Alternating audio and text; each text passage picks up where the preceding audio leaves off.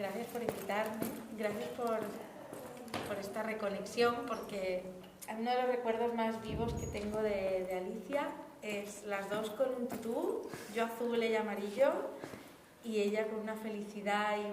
Fue en el colegio hace más de casi 30 años, ya no me acuerdo, y estábamos haciendo el lago de los cisnes.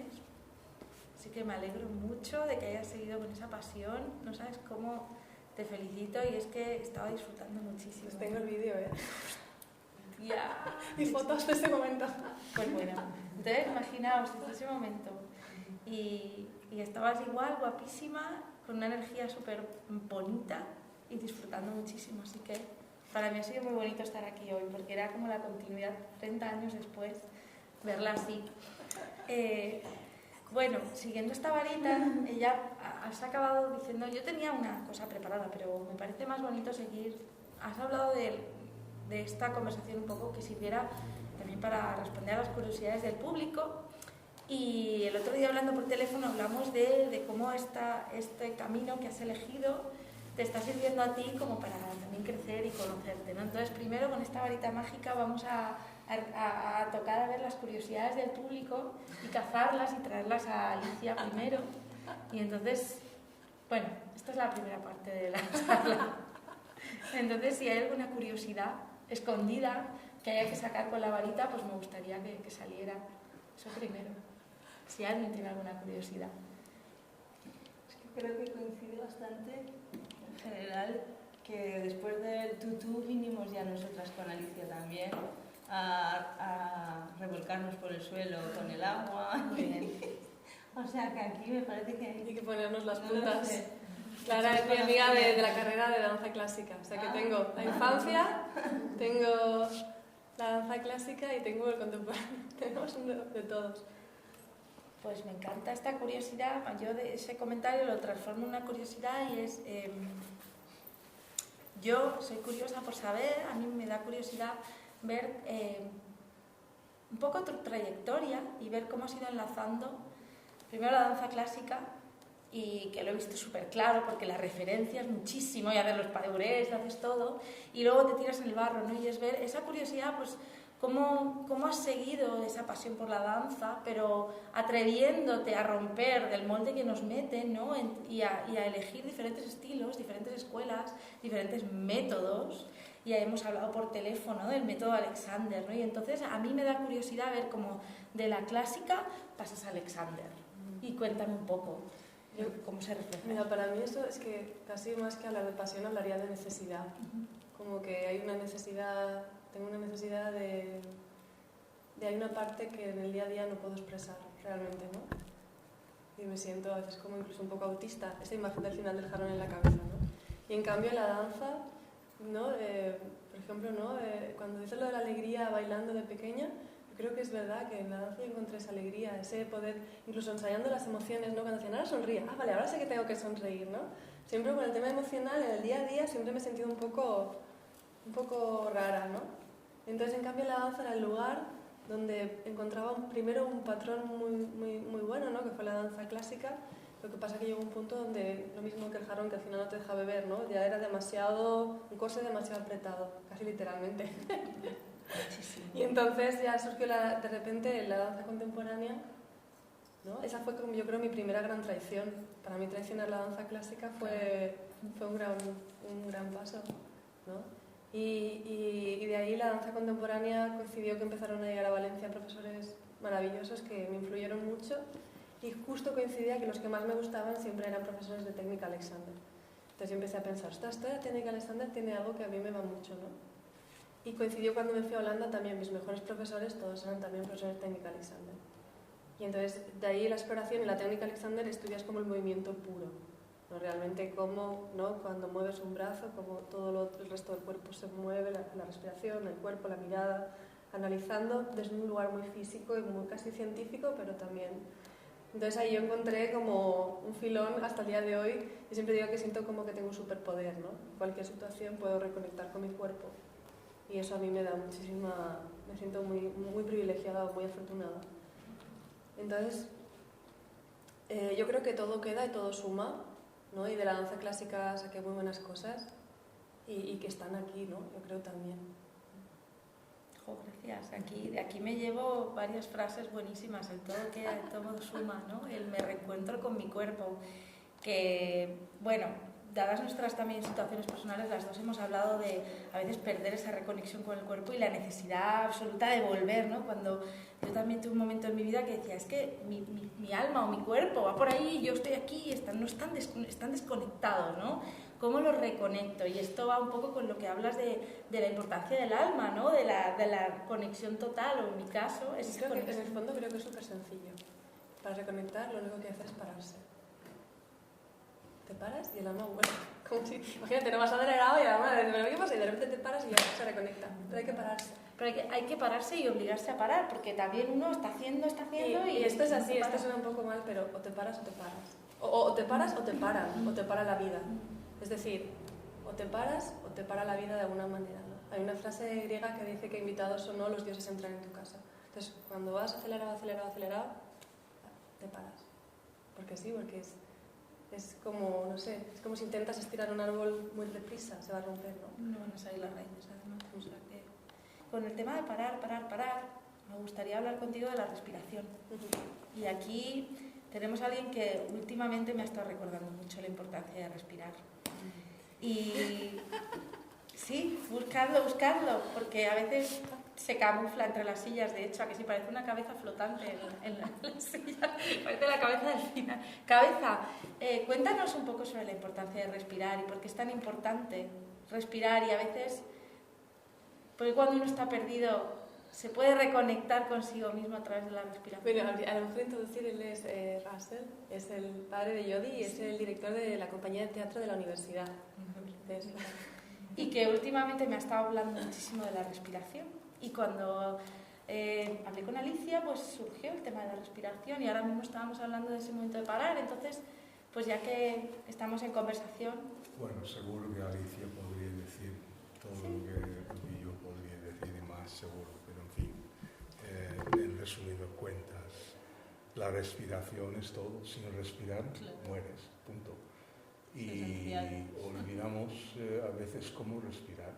Los niños nacen sabiendo respirar. Le das un cachete en el culo cuando nace y respire y sabe todo el mecanismo de la respiración. Pero algo sucede en los primeros años del colegio.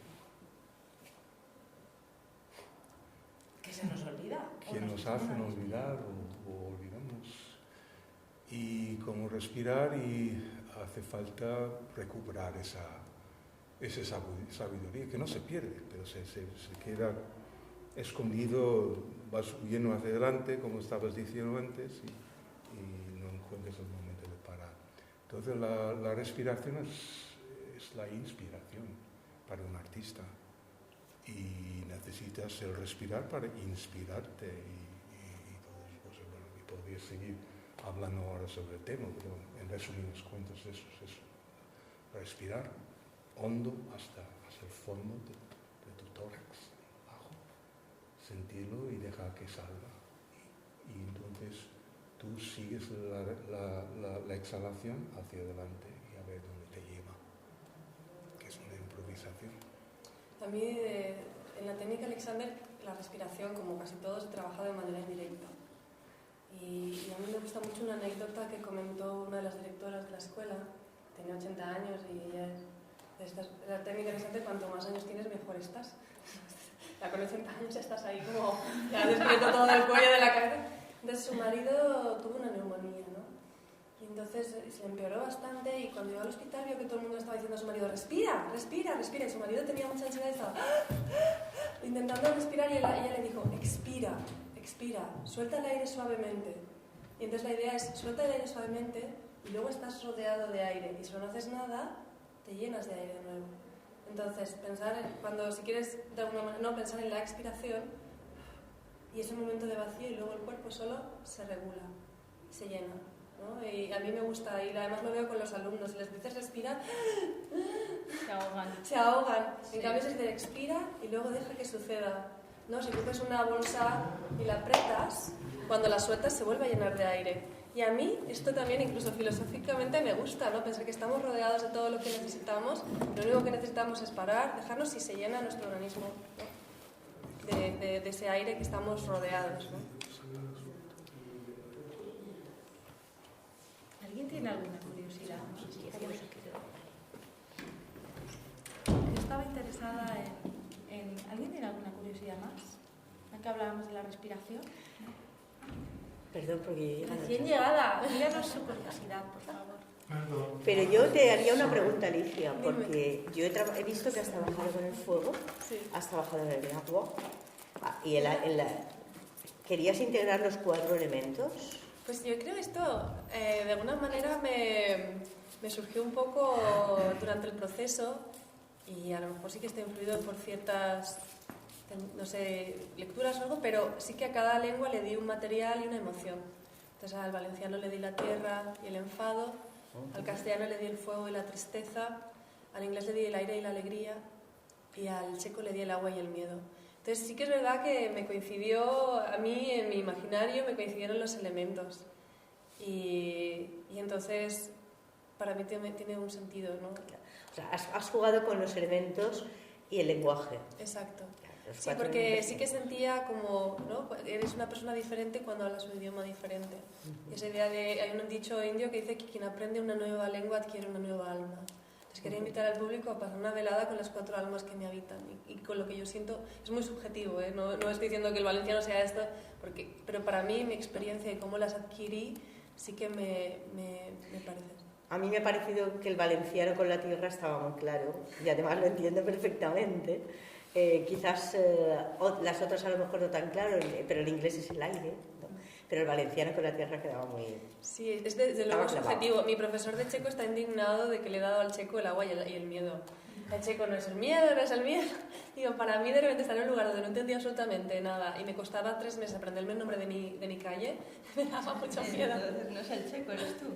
Sí, o sea, es el checo. Yo creo que esa relación entre un objeto y tú, al final, creo que todo es bastante subjetivo e incluso cualquier objeto es proyectas en ese objeto, el objeto de la lengua, tu propio mundo interior, ¿no? Entonces, mi experiencia con ese idioma.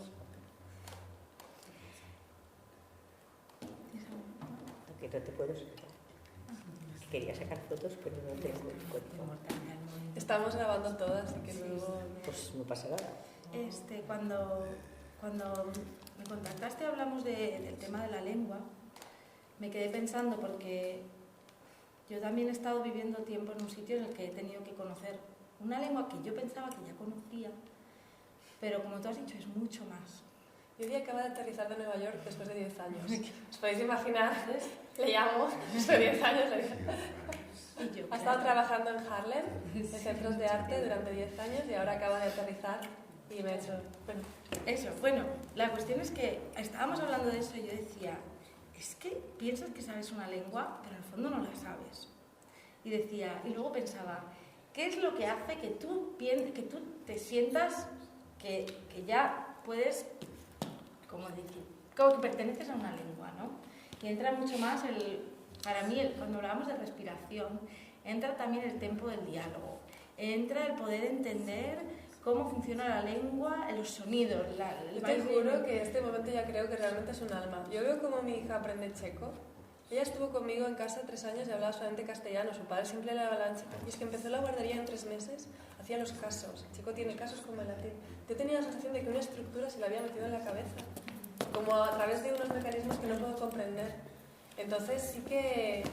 Y sientes, ¿no? Y cuando ya aprendes también incluso una lengua que ya no es la lengua que aprendiste en tu familia, cuando aprendes una lengua de fuera, por eso le di la alegría, porque es una sensación de liberación y de repente ver el mundo con unos ojos totalmente nuevos, ¿no? Entonces, para mí hay algo ahí que desde luego creo que todavía yo por lo menos no puedo explicar en el proceso de aprender cualquier lengua, y ahí incluyo la danza y la música.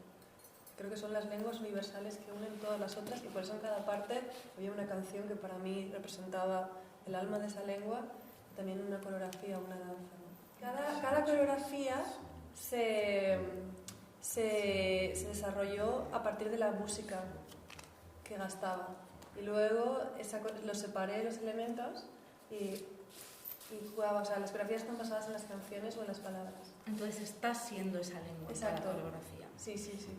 Para mí. Es que siempre se dice que la lengua es la música es una lengua universal, pero no es cierto, porque la lengua también está muy ligada a las culturas y a las diferentes culturas. Entonces, ¿tú has utilizado músicas que eran de alguna manera también reflejo de esas culturas? Para mí sí. Cada canción para mí representa ese sentimiento o que yo siento hacia esa lengua o hacia esa cultura.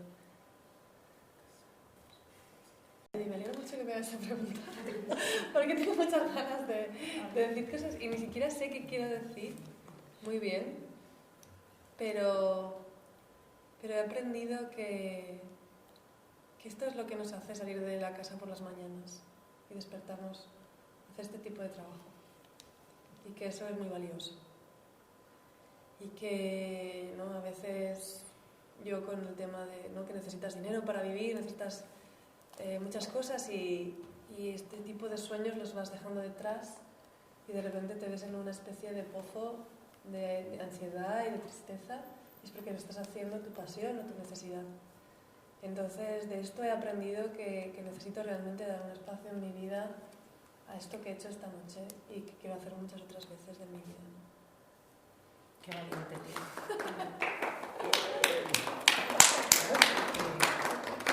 No debe de ser fácil, o sea, no depende de ti Ese es el poderlo desarrollar, entonces debe de ser un poco angustioso. Mira, yo creo que hay una parte que depende de mí y hay otra que no, como hoy.